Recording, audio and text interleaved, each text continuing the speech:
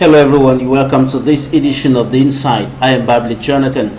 In this edition of the program, we're going to take a look at the socio-political atmosphere in the Republic of Cameroon, which has been tense for quite some time now, from the northwest to the southwest, cutting across other parts of the country. The socio-political atmosphere in the country has been tense for several months. Today, we're going to take a look at that and the management of public protests, the arrest and detention of political leaders and militants, and of course we'll take a look at the Anglophone crisis that has continued deepening in the northwest and southwest regions of the country. Stay with us and meet our guest in some few seconds.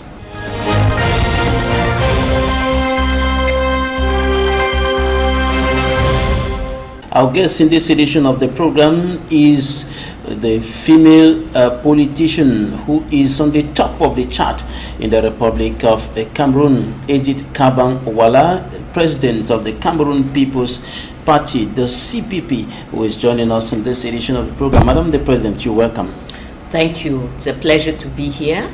A special greeting to all of our fellow Cameroonians who are in the conflict zone, from the extreme north, to the Adamawa, to the east, and especially those in northwest and southwest. It has been very, very difficult in those regions the past 10 days. Right, information streaming in from the northwest and the southwest regions of the country indicate that things are gradually returning to normalcy after the lockdown. However, not the normalcy of how it was before 2016, notably October 2016, as the crisis has continued deepening. But we'll be coming back to that shortly. The socio-political atmosphere in the country is quite tense. Not only the crisis in the northwest and southwest regions of the country, but all across the board, with politicians, leaders, and of course militants who have been arrested, motorbike riders getting into violent and even deadly confrontations with municipal police officers, traders going into confrontation with municipal police officers, even in Yaoundé, in Walla, and so on. What's your take on this climate in Cameroon today? It is clear that the Cameroonian political, social, economic environment is very, very tense. We have a government that has managed badly, very badly, for 37 years. But the management we have seen since 2016 is some of the worst that we have seen under this regime. And as a result, people are feeling the impact of this very bad governance, from the way the Anglophone crisis has been managed to the way small issues are managed. You are talking about market traders, you are talking about motorbike riders. The issues which are creating this friction are issues which could be managed very, very easily in a society, in a normal society. But the system is so dysfunctional at this stage that it cannot manage even the smallest problem. And so we are seeing that tension. But I think we have to be careful as Cameroonians, because they have so badly managed things that they can take us to chaos, and we don't want chaos. And there are actually fears of chaos when we look at the way several traders, notably petty traders, young people in the central market in Yaoundé, were in confrontation with municipal police officers, motorbike riders who went on a rampage after one of them was allegedly killed in confrontations with municipal police officers. And just recently here in the Mbopi market equally, there was that kind of incident that occurred, a shutdown for more than 24 hours because of this issue of friction between the traders and municipal police officers. And just a few hours ago, there was an accident around the Rompondedo neighborhood, and that accident was allegedly caused by municipal police elements who wanted to pull a heavy-duty truck with heavy logs of wood on it, because of one thing or the other, and the truck almost killed persons there, and so on. When you look at all of this happening, where is the root cause? Where is the problem? The root cause is very clearly in the governance of the BR regime. We have a regime that has refused to manage anything. Water is not managed, electricity is not managed, schools are not managed, traffic is not managed, and instead blames the citizen. When the citizen complains, when the citizen says this is not going on well, the attitude of this regime is to blame the citizen and then to repress. So everything with them is violence, is force against the citizen. And as citizens, we can take that for a certain amount of time, but at a certain point, the citizen gets to their limit and they also start to react. They get violent. Yes, they also start to react. And that is where we say, at the level of the Cameroon People's Party and at the level of Stand Up for Cameroon, please, please, please, as angry as we are, and we have the right to be angry, as frustrated as we are, and we have the right to be frustrated, let us channel this energy towards a constructive fight, towards a fight that will enable us to get rid of this regime, but not a fight that creates general violence and chaos where other citizens are the ones suffering again. So this is our very strong message to Cameroonians at this time. Now, you are a leading female politician from the opposition in the Republic of Cameroon today.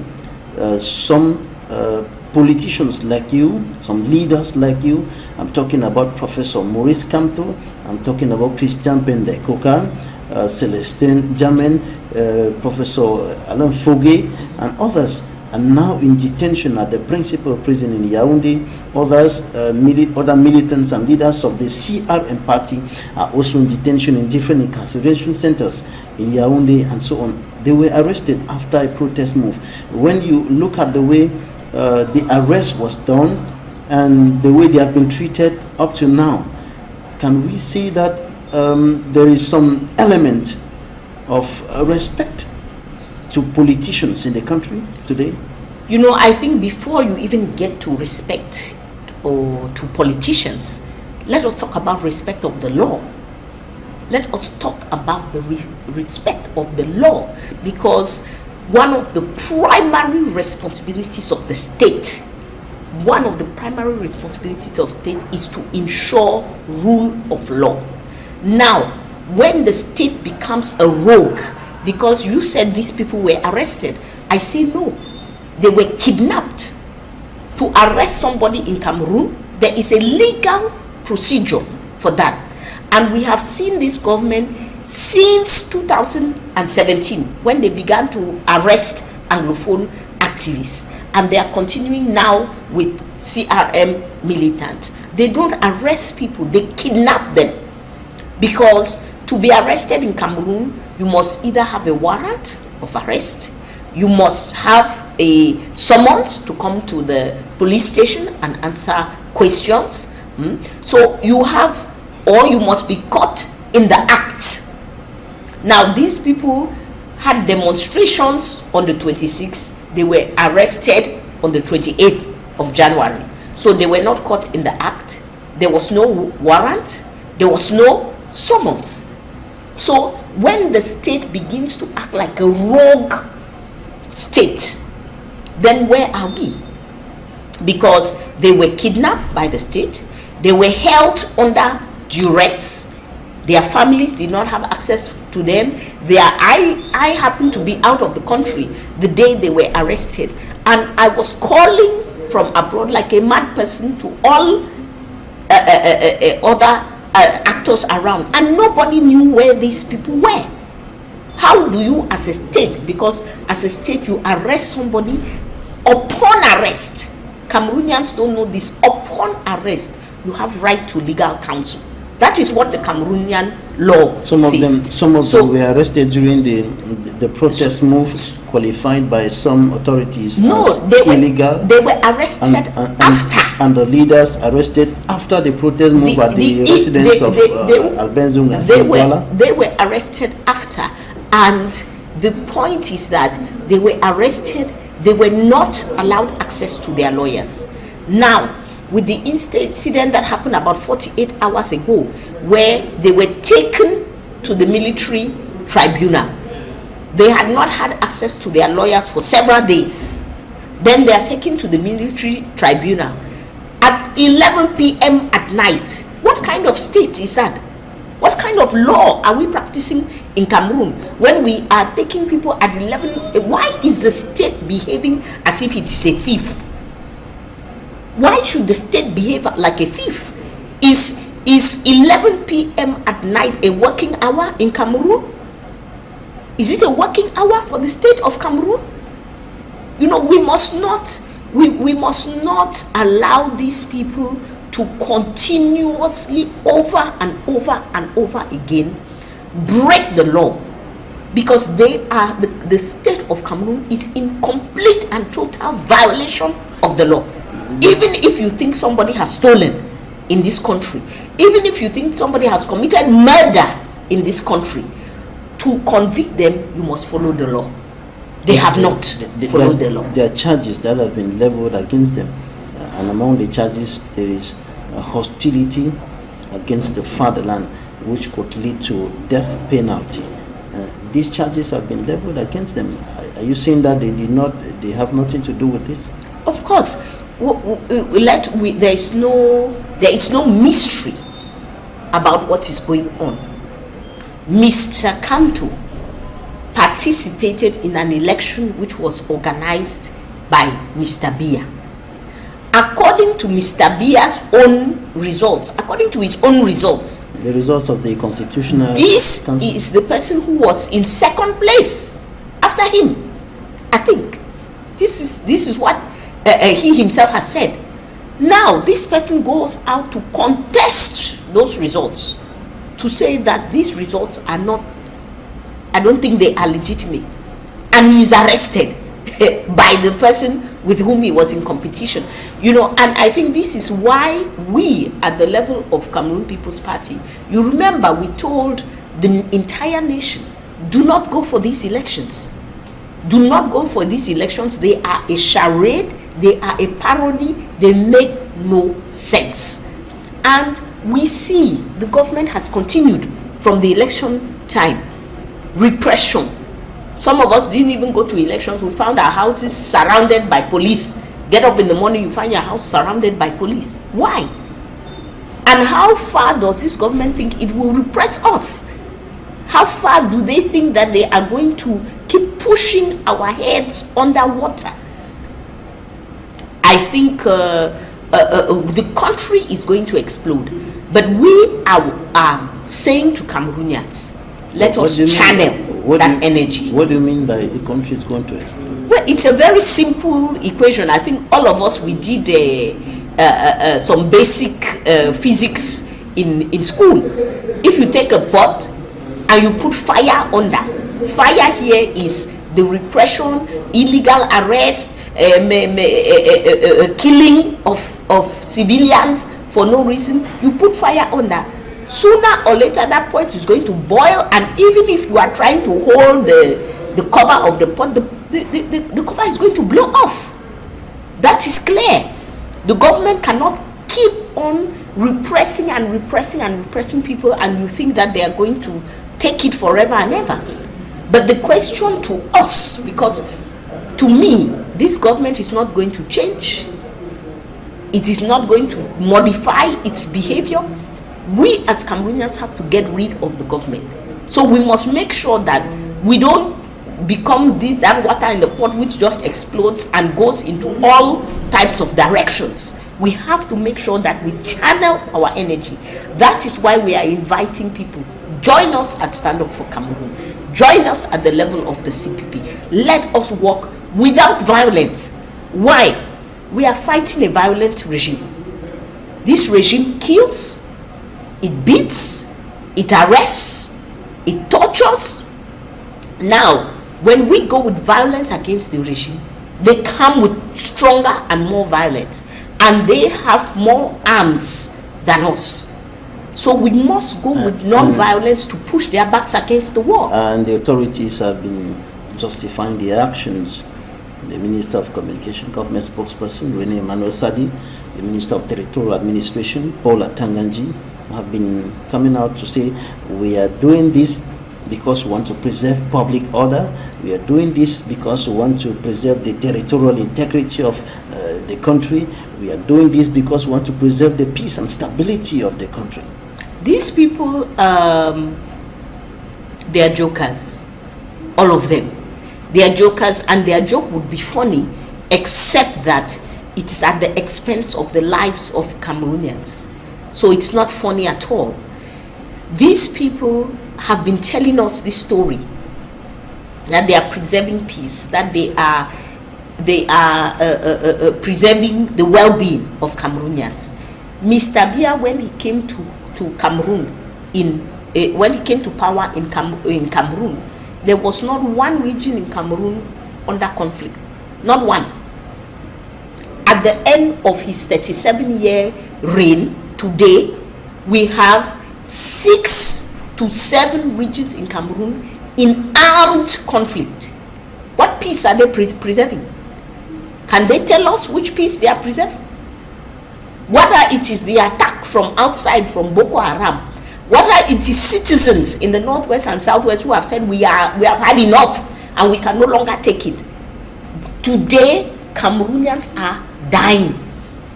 Cameroonians are being killed. As you and I sit here, somebody has been killed. What peace are they preserving? Is it in their heads that this peace exists? They cannot tell us that they are preserving peace. Every day they are recruiting soldiers, right? In the last 3 years, the army of Cameroon has increased by close to 50%. How is this the preservation of peace? Now, some people, some critics think that the opposition, yes, you have been calling for the liberation of Professor Maurice Kamto, the leaders of the CRM, and all the other persons who have been detained, and so on. But some critics think that the opposition should have taken a more serious action that can compel the government to respect the law, to respect you politicians, and of course do things right according to you. I believe you are going to see the opposition. You know, when this action of arresting the CRM is, again, I liken it to the action when the Agbobalas, the BBC Manchos, the Pens and all the rest were arrested in January 2017. We couldn't believe it. People were so shocked that a government which is busy talking to people, having a conversation with people, would turn around the next day and arrest them. I can say that for the opposition, the arrest of Mr. Kamto was also that kind of a shock. As I told you, I was out of the country and I couldn't believe it, trying to find out but what has actually happened. But nevertheless, it should be known that right now, as we speak, the opposition is concerting. The opposition is organizing, and definitely you will see action. Definitely you will see action. Cameroonians should not be afraid. That is the only thing we are telling Cameroonians. Do not be afraid. These arrests, this repression, the main purpose of it is to instill fear. The main purpose of it is to make Mr. Babila afraid to talk, afraid to act, afraid to join a political party, afraid to join a movement. Do not be afraid. As I tell people, what are we afraid of? We are already dying. It's not because it is my neighbor in southwest or in northwest who is dying that I'm not dying, because if I am there, I will die. We are already unable to heal ourselves. We are now in a country where hospitals are being burnt with human beings inside. We are now in a country where thousands, millions of our children are without jobs. So what are we afraid of? What can these people actually do to us anymore? Now, your party is calling on Cameroonians to stand up for Cameroon, Yes. to stand up for the liberation of detainees of the Anglophone crisis, to stand up for the liberation of the politicians and the militants who are being detained in Yaoundé. And this message coming from the CPP has been interpreted by some as calling on Cameroonians to take to the streets. We have asked people to wear black, as I'm doing On Fridays. on Fridays. This is our, as you know, this is our protest which has been going on since April 1st, 2016, to protest against this bad governance, which we have always told Cameroonians will get to this level where we are. Right now, the call that we have given to Cameroonians is to join us massively. Let us wear this black on Fridays and protest, and really protest, make it seen. We are talking about the whole country being in black on Friday. We are talking about you walking out of your house and you look out and you see just black. This is a way of protesting that is not confrontational. It does not put you in danger with the forces of law and order. It's a first step. The next step will be, of course, to have more active protests, whether there is marches, whether it is sit-ins, whether it's other types of protests. But people should know the CPP by now. We have marched in this country so many times. We do not call for a march spontaneously without organizing ourselves very, very well, without informing people very, very well as to what is going to happen, how it should happen, and how they can participate. So people should not listen to interpretations. We have our website, we have our Facebook page, we have our Twitter accounts. Go directly to our accounts and get the correct message. But what is clear is that we are on the move. We cannot sit. We cannot sit. If we sit, we are all going to pay the price. All right, Madam the President, I want you to look at this camera and talk to the President of the Republic, talk to the authorities of this country regarding the case of Professor Maurice Kamto, the other leaders of the CRM and militants who are being detained today. I would say to all of the members of the BR regime, it is clear that we have reached the end of your reign. And for all of us, we would like this reign to end as peacefully as it can. So, the job that you have to do right now, one is to release the Anglophone detainees that you have been keeping illegally for the last 2 years. Two is to release all the political activists that you are keeping illegally. And three, the request is that you pack your bags quietly and leave the scene. Allow us to go into political transition. Allow us to clean up this mess. You have created a mess. You have made a mess out of Cameroon. And we are not asking you to clean up the mess. We are asking you to step aside and allow us to put into place transitional structures which can get us out of this mess. Transitional structures which will allow us to dialogue about the problems in our country, our national identity, our Anglophone problem, our political history, that will allow us to dialogue about this problem. Transitional structures which will allow us to define the new form of the state, because we can no longer function in this central state. Transitional structures which will allow us to reform the institutions of the country. reform the courts, reform the armed forces, reform the electoral process, and which will eventually allow us to carry out elections in this country. This is what we are asking from you. We are asking this from you so that we stop spilling blood, so that we stop the violence, so that we don't end up in chaos. We don't want chaos for our country. We don't want to be like the other countries that we hear about, which are at war for years and years and years. We have gone far enough. Let us stop here and move to political transition.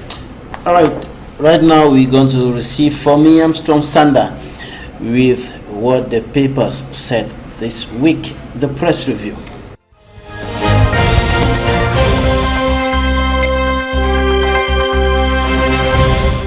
The Info newspaper opened the week quoting Jean de Dieu Momo in 2011. I will not preserve peace if my votes are stolen. The Guardian post of Tuesday, February 12, 2019. Youth Day activities took place in major northwest, southwest towns despite lockdown. The Horizon said Anglophone crisis, Kamto detention, UNSG, Quero's PM John Guti, and the Eden said UN scribe meets PM John Guti. The Median, terrorism runs riot, who bent Kumba District Hospital and why. The Star, southwest, northwest in turmoil, more fire, more blood. The Voice said 200 villages on fire, hospitals collapse, doctors flee, bloodbath rages on. In another edition, the Guardian Post said that Tanganji hands firm instructions to Northwest, Southwest governors to crush separatists. The Post Weekender went back to the 1961 plebiscite, where it all went wrong for Southern Cameroon. And elsewhere, the Guardian Post said Kamto and Co. transferred to Kundenge prison after late-night court appearance.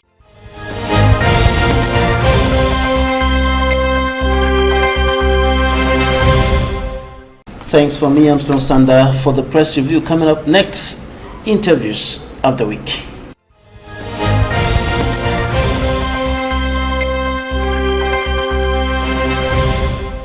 We are faced with a devastating war since late last year, characterized by continuing frequent losses of lives, the lives of defense and security forces, the lives of members of diverse armed groups, the lives of innocent civilians caught in between, the lives of public officials and church leaders, also characterized by the loss of property, homes, villages, schools, hospitals and health centers, as well as markets and businesses which have been closed down. Public officials and church leaders are in constant harassment, and some of them have lost their lives. Refugees in their great numbers can be counted in neighboring countries, and internally displaced persons are in their thousands throughout the national territory. Citizens are fleeing away into hiding places and taking risks, risking their lives as they go into forests and go without food for long periods. They live in perpetual fear. They live in insecurity. You have difficulties in ascertaining responsibilities. Who is perpetrating the criminal acts? There are difficulties in ascertaining the perpetrators of the acts.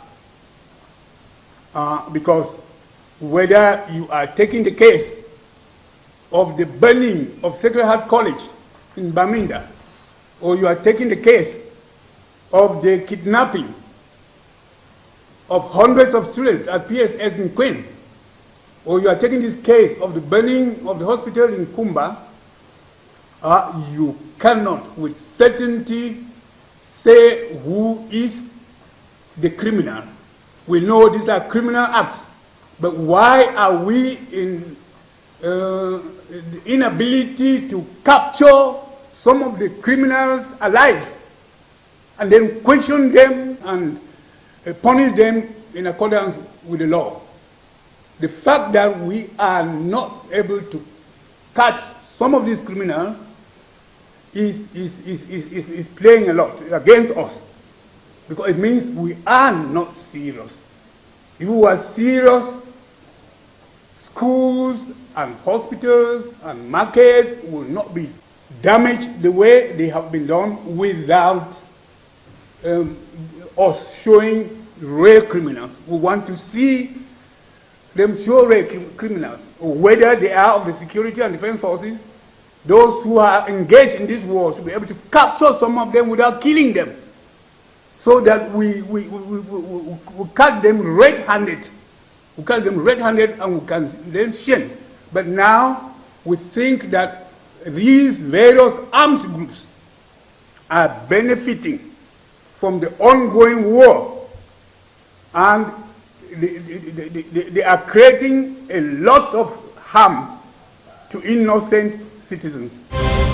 We are asking Cameroonians to come out this particular Friday massively in black for the violence and the killing that we have seen in Northwest and Southwest. Unprecedented. In the last 10 days, it has gone drastically bad.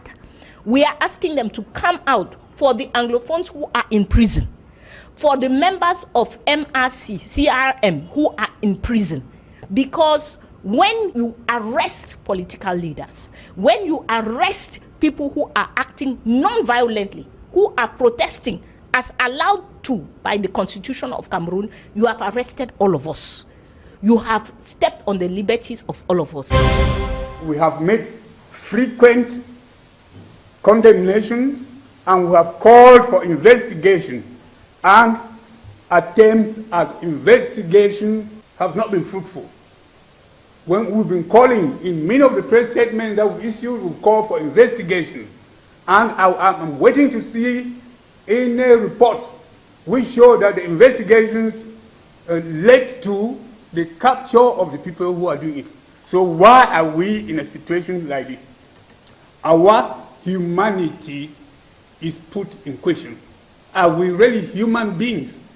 A country that was very hospitable, a country that received refugees from all over, and many people talked about the legendary hospitality. How is it that we have become so inhuman? And how is it that we have become so incompetent of laying hands on the people who are perpetrating the atrocities?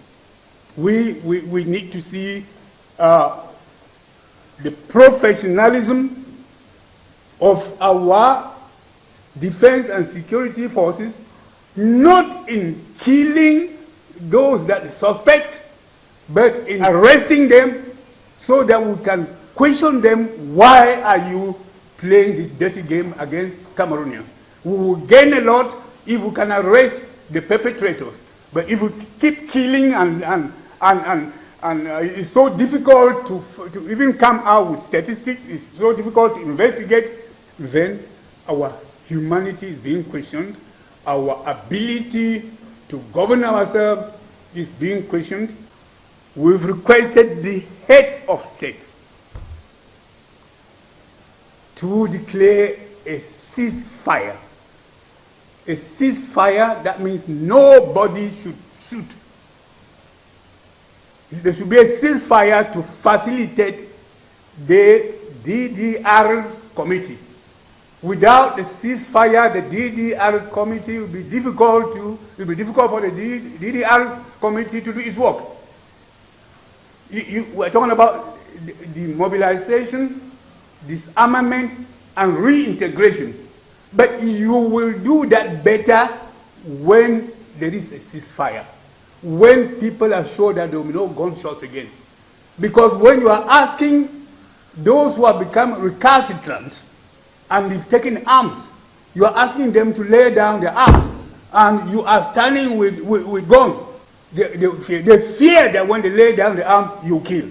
So the best thing for us to do, and that's what we've requested the head of state to do, is to call for a ceasefire which will facilitate the work of this committee that he has set in place. And then it will also ensure that we come back to peace, that we undertake reconciliation among ourselves, and then it will be meaningful to then think about reconstruction. It will be difficult to think about peace, reconciliation, and reconstruction in the midst of a war. There is a continuing war which is going on in our country. Nearly every day, lives are being lost, property is being destroyed. What makes a country is a foundation of justice, of liberty for everybody, including the person with whom you are in disagreement. That person must be free to express their opinion. So we say no, the government continues every day. Yesterday, it was extreme north. After that, it was northwest and southwest. Now we are having people in Yaoundé and Walla being arrested. We cannot wait any longer. We cannot think that it will happen to my neighbor, but it will not happen to me. It is all Cameroonians who are concerned. It is the future of our country concerned. It has led to the radicalization of movements. Today in Northwest and Southwest, we have so many armed groups. Where did they come from? They came from the violent repression of this government, of a non-violent movement. We do not want to see another violent movement in our country. MRC is a legitimate political party, non-violent. When they now take the leaders and put them in prison, what will happen? They are opening the road for people who will have no direction, who will have no limits, to come out and do things which none of us will be able to control. Those who are in the bushes, they should drop their arm and come back. They should send message worldwide that Cameroon, head of state and his entire government need all the youth to join hands for the building of this nation. The speech of the head of state is just a proof that is not getting deeply the problem of youth of Cameroon. You know, you don't know what youth are facing every day in this country. But what I have to say is that youth are the one who have to decide, not the head of the state anymore, because he have proved, even in his speech, that he don't care about. Enough is enough. Yeah. It's enough. Let the council people try to see into consideration the situation of the motorbike people, because the way they are behaving, even when you have your documents, they still hold you and ask a certain amount of money from you. So enough is enough, and the government should also try. The government should also try and see how they can get the people in order to know how to function with us. Because the way they are behaving, we don't understand. Even police people did not beat at people to an extent where they will kill somebody because they want money. We have one thing to return from this meeting, is that first of all, the picture on the ground. Secondly, the ways and means to move ahead, particularly drawing from the experience in other places, because these partners are from the United Nations system. They've worked in other places, Lake Chad Basin Committee, Nigeria, Chad, Niger. Some of them have experiences from Côte d'Ivoire, Senegal. So we tried to look at all this, to draw from this experience so that our own DDR should function well. We shouldn't go back on the mistakes that have been made in other places. We should use those mistakes instead, to spring stronger and higher. It's very possible to create 500,000 jobs. And I actually wrote a paper showing how 1 million jobs can be created in this country in 1 year. I have a chart here to show you. If you look at this chart, for instance, you can see that what we need to develop in the country is technology. And under this technology, some of the key areas are automobile technology, you have woodwork and carpentry, you have building and construction. These ones, if developed, it can really generate a lot of jobs. You have health. modern hospitals and university institutes, for teaching kids. And then this one is the greatest of them all, agriculture. Agriculture, you can have a University Institute of Agriculture where you are doing animals and crops, University Institute of Food Transformation, and then over here, you have farms and units. It's about strategy and understanding what to do. If up until now, youths don't have jobs, it's because we've not been applying the right techniques and the right strategy. The thinking has not been right. But when the thinking is right, where there is a will, there is a way. If you know what to do, you will do it and the problem will be solved. We expressed our interest in providing support in fighting gender-based violence, in providing services as well as skills and opportunities for women and girls to get empowered and to also get engaged in the mediation and security and peace processes as stakeholders and as partners. We are there to accompany those young people following the message of the head of sales, asking them for more participation, more engagement, and seize the great opportunities he offers to them during this mandate of great opportunities.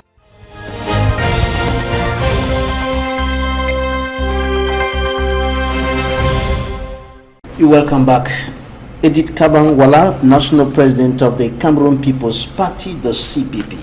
Recently, the governor of the Southwest region was heading to Kumba to take stock of the situation at the district hospital that was burnt down, and his convoy was attacked for a second time on his way to Kumba.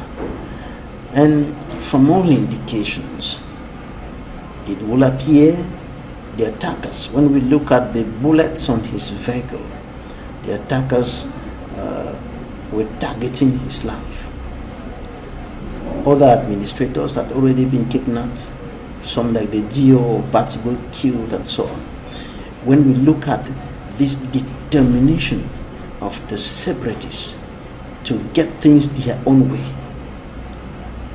what can we say about the evolution of this crisis, since it quickly switched from a peaceful protest by teachers and lawyers in October to an armed conflict? It has been evolving gradually.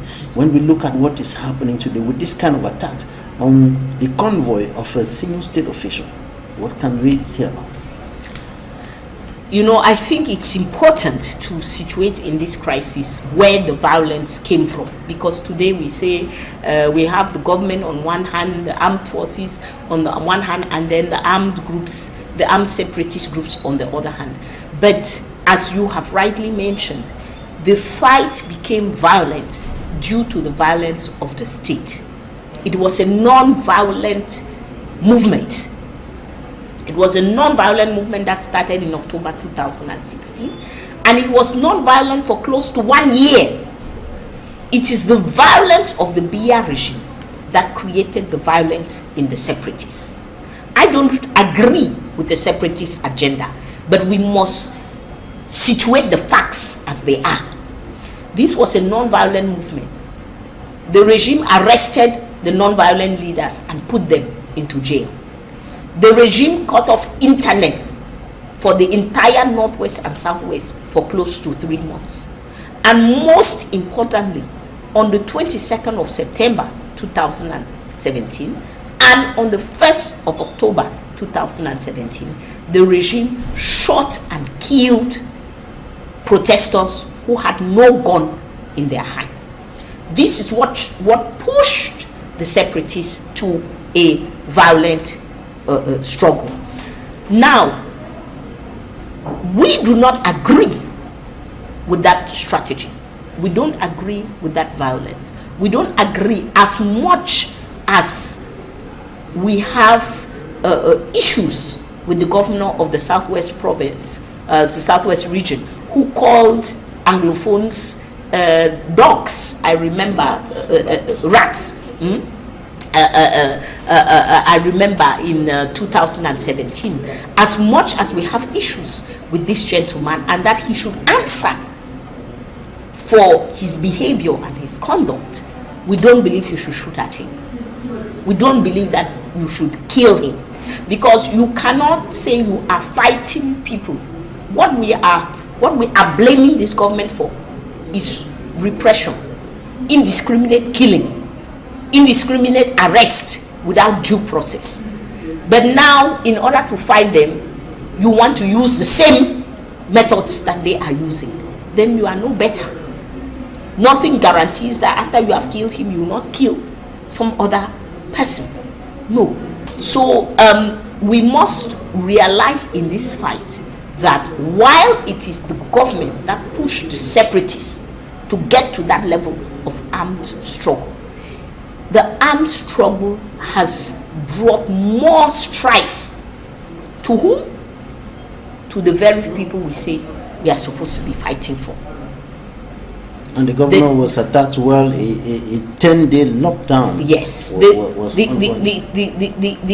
lockdown, these lockdowns, these ghost towns, these violence in Northwest and Southwest, it is affecting the regime maybe 5%. Maybe 5%, because as you saw, with the governor and other administrators, they go with armored cars, they go with so many armed forces to protect them. But what happens to the ordinary person? What happens to the ordinary citizen? What is happening now in Northwest and Southwest? People are being killed like flies. The economy, CDC workers have not received their salary for months and months and months. The economy is completely on its knees. Other companies like Pamol have been crumbled. If not dead, companies have been crumbled. So we must realize that this strategy of an armed struggle, it has impacted the government very little, and it has impacted our own people terribly. So we do not agree with an thousands of people who are in the bushes without armed fight. Thousands of people, IDPs today in that region, we are talking about 600,000 to 700,000. The impact is even on, again, the Anglophones living in the Francophone region, because where do those people go to? They go to their relatives living in Walla, living in Yaoundé, living in Bafoussam. Now those relatives who are barely able to survive, I can tell you personally, I have between 10 to 15 people in my house. And you were on the ground recently to meet some of those IDPs. To meet with the IDPs. We were. What did you hear from them? We were on the ground. Over the situation. They need to have the violence stop. These people need to have the violence stop. That's what I heard from them. They need to have the violence stop. They want to get out of the bush. They want to go back to their homes. And I believe these people are ready in their masses to fight non-violently. They are ready for non-violence. So it is important that we channel all of this energy into non-violence, because the violence is impacting us more than the regime that we are fighting. And at the time when people are, some people, like you were indicating earlier, have up to 15, 20 persons in their homes. Some of the homes not really large per se. Some of them choked up in tiny rooms and so on, living in difficult and even precarious conditions, begging for basic necessities. The government's close to 13 billion francs CFA humanitarian aid seem not to be helping matters. We have no idea. I don't know if you as journalists have. I can tell you that at the level of political parties, we were very skeptical about this supposed aid from the beginning, and at this point we have no idea. Where is this money? Who has it gone to? Because when you go, as I went the other day to Tiko, Likumba, and you provide a little bit, it's very insignificant, because when you provide a little bit of rice for somebody to eat, a little bit of sugar for them to drink, to have a cup of tea, what are they going to do tomorrow or the next day? You know, and when you go there, you don't see government aid. You don't see, you have so many people who are in dire need. You don't see this government aid. And when we talk about IDPs, let me talk about a point which is very important. People, what I saw also in Tico, people have undergone trauma. Because to see your husband shot beside you is trauma. To see your child shot and killed is trauma. Your grandmother burnt in the house, burnt in the hospital. It's trauma. And this government has not provided any service for these people. It has not.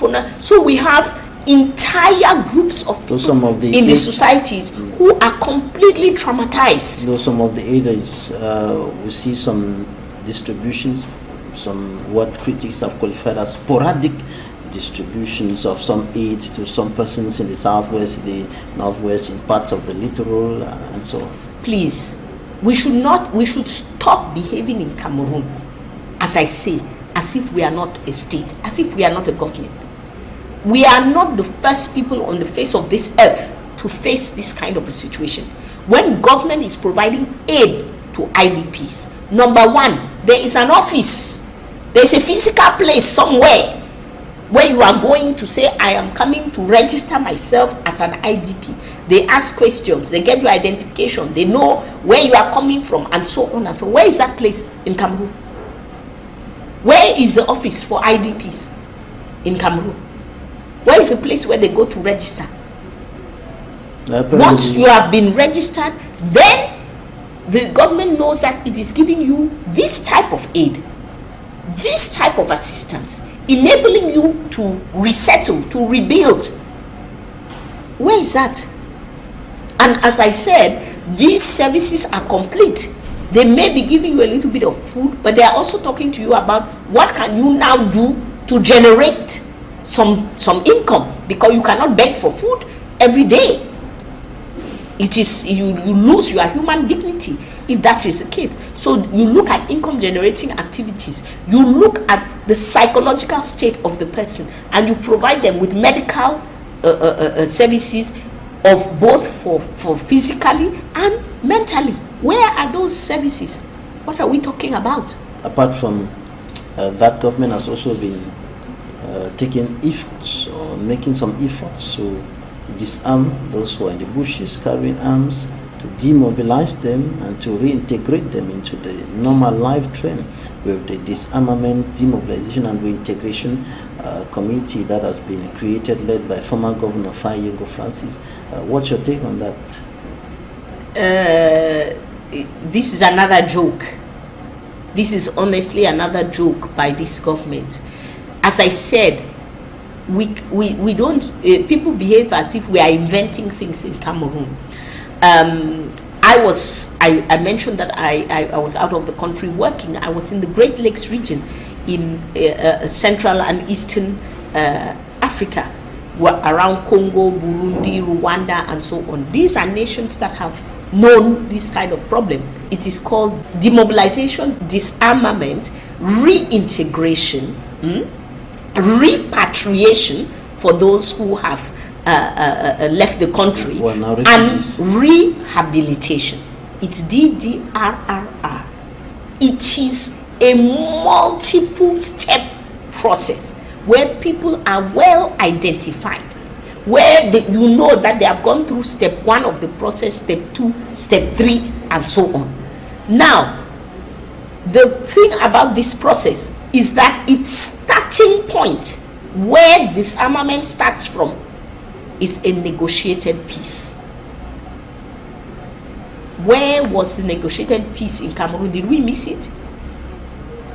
The government right now, I was just looking at the statistics this morning, state attacks against civilians in Northwest and Southwest have spiked terribly since December 2018. So, where is the negotiated peace?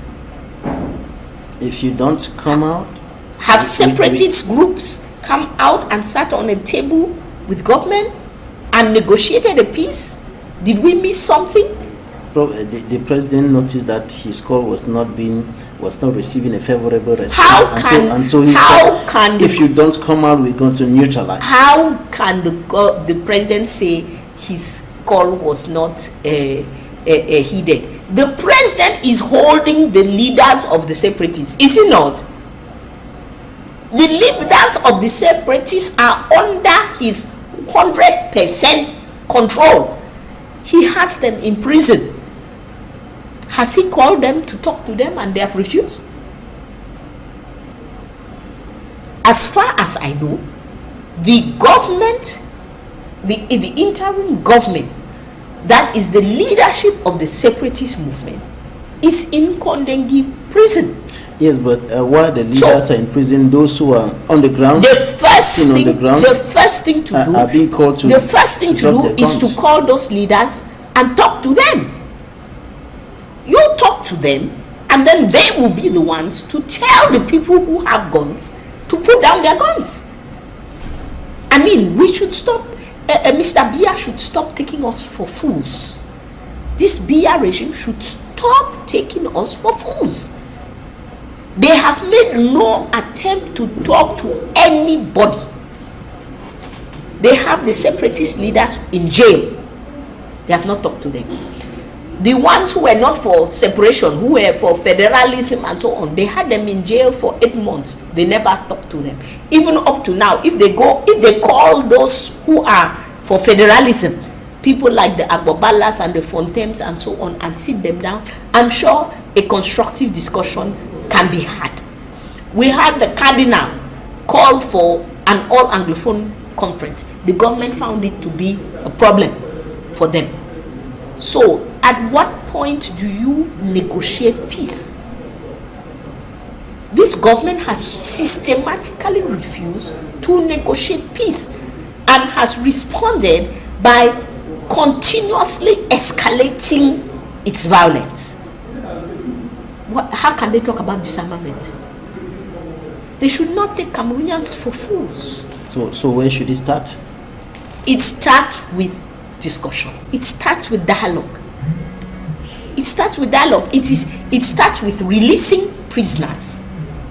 Because as you and I speak right now, thousands of Anglophones are still under detention. We don't even know how many there are. So, if you want peace, you start by releasing people. You start by discussing with leaders of the movement, and it is from that discussion that there is a conclusion of peace. All right. Elections are coming up this year. Municipal, legislative, and perhaps the regional elections. Will you be taking part? I think when I still hear people talking about elections, municipal, legislative in Cameroon, I'm wondering whether they are living in the same country as myself. I don't know. To me, I am so perplexed by that question.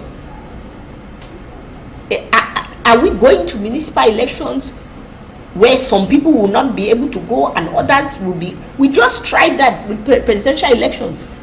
Didn't we just try that and fail woefully?